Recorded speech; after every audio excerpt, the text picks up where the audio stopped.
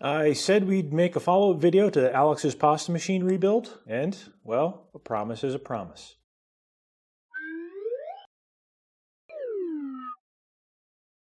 Thing is, I already shipped the thing back to Alex. He was, however, kind enough to let me keep all my original video files, so we can take a leisurely stroll through some of those. Won't go through the build step by step or maybe even part by part, so I guess this isn't the video you were looking for. Most of the stuff I did in there wasn't anything you probably haven't already seen anyway, right? That's the magic of building stuff. Start out with some junk, go through the same motions, maybe in a different order, and instead of a go-kart or an espresso pot, you end up with a pasta machine.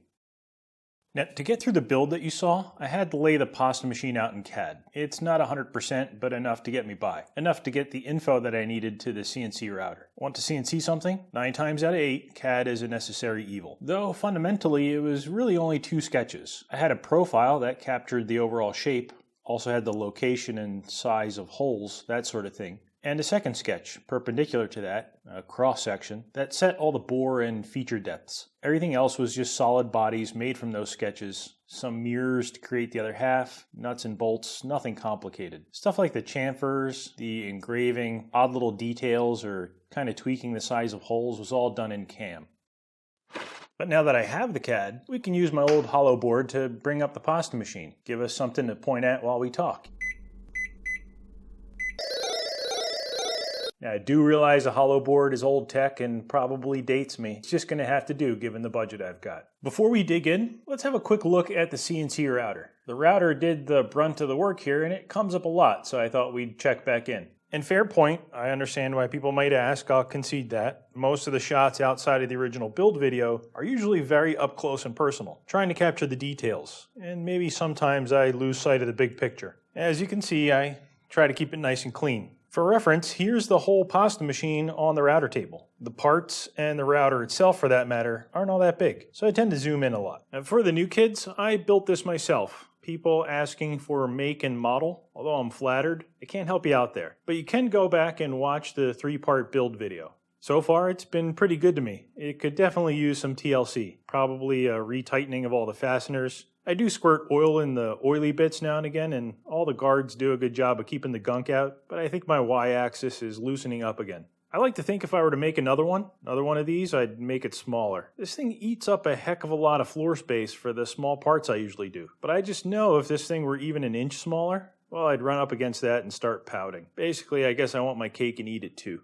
Well, cake and a bigger garage. Now, as hard as I might push this little thing, it's still a router and not a mill. Maybe I'm stating the obvious there, but sometimes I forget. When I do work on the manual mill and then move over to this thing, well, it really highlights the difference in how much material I can move on the mill versus having to Chinese water torture raw stock on this router to get it in the shape. I'll be honest, I have entertained buying a benchtop mill and moving all the electronics from this router over to something that can handle cutting steel. Or I still harbor the notion of building a higher power, lower speed spindle for this thing. Neither of those will probably ever happen, but it's only fair that you know, when I'm down here alone, my mind goes to those dark places and I think about those things. To keep routing times as reasonable as possible, I've gotten into the habit of minimizing how much work it needs to do. Mostly trying to avoid plunge cuts, really. Nose dives right into the material. In this case, I already had the CAD. It was easy enough to print out and rough the shape out on the bandsaw. Remember, nothing moves material faster than a saw, or a big drill. Or money, I guess. You could pay someone else to do it. That's usually pretty fast. Here I can cut as close to the line as I feel comfortable from the point of view of then lining this up on the CNC router so that it doesn't have that much material to remove, but I can stay comfortably outside the lines in this case. Like I wouldn't want to cut it so close here that if I happen to mount it, say at like 2 degrees on the CNC router instead of, perfectly square to the drawing, I wouldn't want it to cut into my work. Which brings us to work holding, which is always a pain in the... Now, in this case, since the sides are identical, just a mirror image, I got off a little bit easy. I put a block in the vise, which I just spent an hour looking for. I was just using it 2 days. It looks something like this. We'll see it, I'm sure, in the machining footage, or some of it anyway.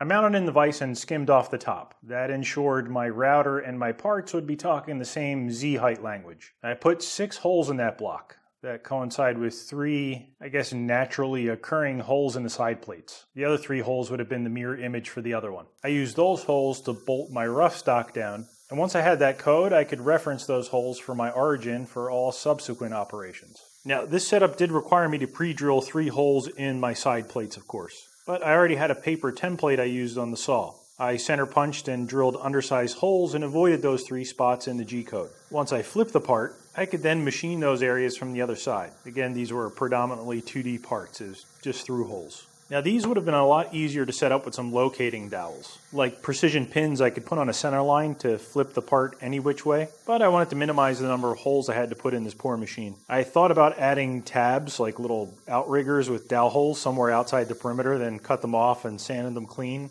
But this seemed way lazier, which I like. But a single fixture with 2 dowels would have handled all 4 sides of the 2 plates probably without as much screwing around as I went through here. At this point, we've got one side of each of the 2 side plates done.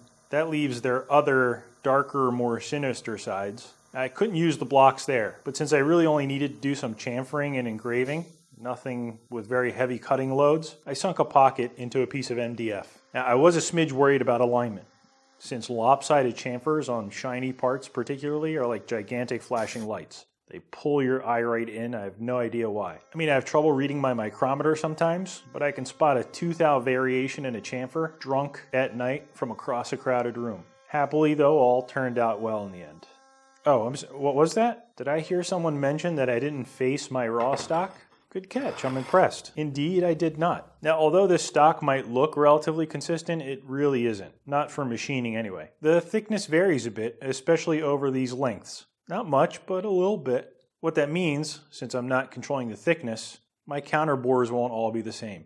I mean, they will, all to the same Z depth the router thinks is right, but not in relation to the faces. This inside dimension is what I was trying to control, this inside width. On the router, I'm referencing what is the top while I'm working any particular side, and it'll work down to the Z depth it's programmed to. But if this stock thickness isn't consistent, well, those can be off. This inside final width could be off. And I hate to keep saying it, but this is a router. And although I'm just cutting aluminum, it's still a metal. So the work probably moves a bit. The tool might slip its way up into the spindle a little bit. It all adds up.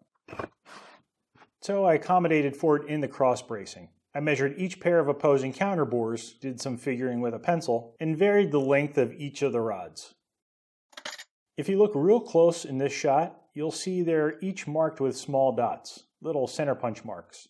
The counter bores are also marked. The rod with the 2 dots goes in the hole with the 2 dots. Now that, frankly, was likely a waste of time. I bet if you put all these parts in a cocktail shaker, reassemble them blindfolded, it would still work fine. There was some variation, and all the parts now are technically matched to their locations, but the router did good. The aluminum stock was consistent enough, and let's face it, this isn't a jet engine I'm rebuilding here. That's next week's episode.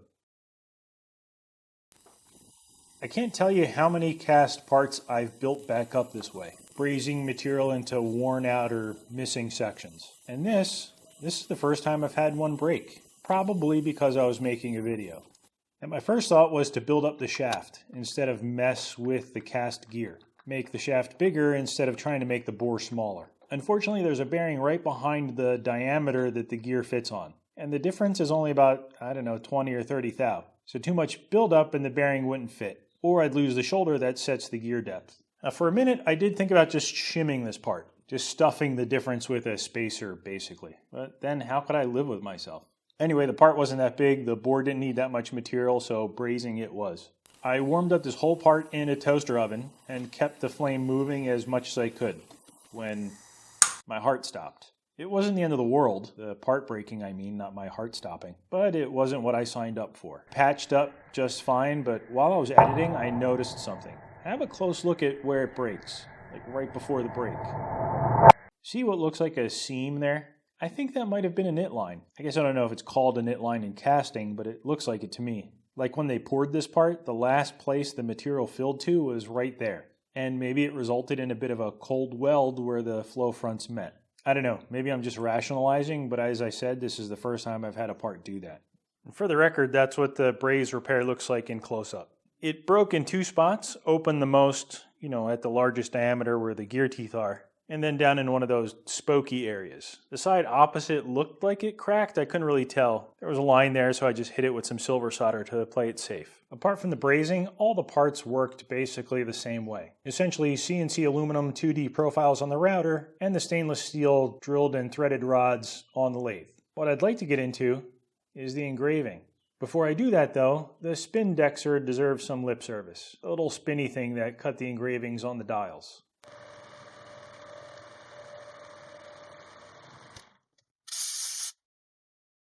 So I love this little thing. You can get an import like this on eBay for, I don't know, less than 80 bucks, I'm sure. For simple dividing like I needed to do on the adjustment knobs, they're way easier to use than a full-blown dividing head. Not to mention they're a lot lighter. These offer 360-degree divisions, 1-degree steps via, well, like that vernier pin. There are 36 holes around the plate, then 1-degree fine adjust, I guess, using the pin. Basically, you can do any whole number division of a circle. Wait, I don't know if I technically said that right. When you do your division, if you get a whole number, this can divide it. If, on the other hand, you need, say, 7 holes or 7 lines or something, 7 gear teeth, this can't do it, because 360 divided by 7 isn't a whole number. It's like 535 and 351 and some change. You'd have to divide in 51 and some change increments. And this thing, well, it doesn't make change. I want to share something I recently discovered, and I mean that literally. I discovered it. I should get an award, or like a street named after me. Even just an alley. I'd be happy with an alley. I use Fusion 360. It's true, it's no secret. And yes, it's free if you're a hobbyist. At least it's still free as of this video.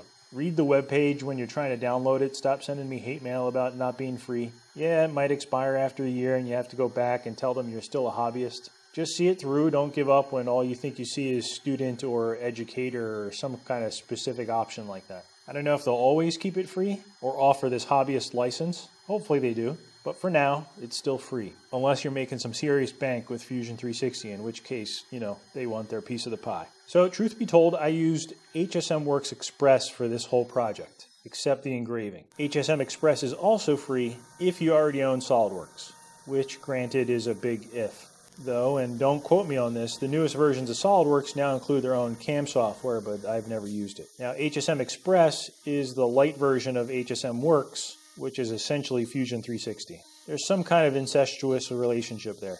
HSM Express is only 2.5D, basically 2D, and you can control the height, which is fine for parts like I was trying to make. Now, it might just be me, but I find HSM Express to be a lot more stable than Fusion. I don't know if the cam is different or the post processes are different or what. I can't explain it. But anecdotally, I seem to have less issues when I'm running code spit out by HSM. Maybe it's just me. Let's get back to engraving. The usual problem you might run into is finding fonts that play nice with Fusion and the engraving tool. Not all fonts work, and usually you download a couple of new ones, cuss a little bit about wasting a bunch of time, and just use the same old stick font your granddaddy used to use, because it just plain works, dang it. But fret no more, my friends. Did you know Fusion can read and work with SVG files? What are SVG files, you may ask? I have no idea, but let me show you my workflow. What you're looking at is a program called Sketchbook. It's the thing I use to write, draw, annotate, etc. using a tablet at my computer. You can use any drawing program or download an image or whatever it takes, man. Somehow you want to get your graphics the way you like in an image file. The thing I happen to like about a tablet is it gives you pressure control. So you get maybe more natural lines, or lines with more character, I should say, that really pay off when engraving, compared to maybe just sterile, heartless straight lines. You could probably do this with pen and paper and then just scan your image. There's always that. Once you're done with your artwork, you need to convert it to SVG. Now, none of the software I own has ever heard of SVGs, but it turns out you can go online and use free image converters. All you have to do is upload your image, and then after you check the 25 boxes or so that sign away your rights to be a free human being, hit the download and bingo, you have your SVG. Freedom and privacy were a reasonable price to pay, I think. Now bring it into Fusion, place and scale it, and then it's just a matter of setting your engraving dogs after it. The engraving tool will figure out which parts to cut with the depth of the engraving controlled by your line width. Like in your artwork, a wider line means a deeper cut.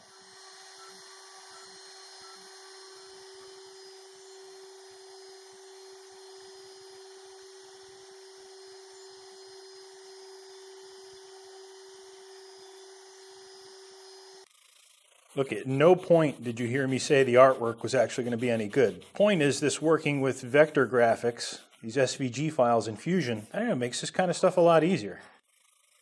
Maybe I'm late to the game, I don't know.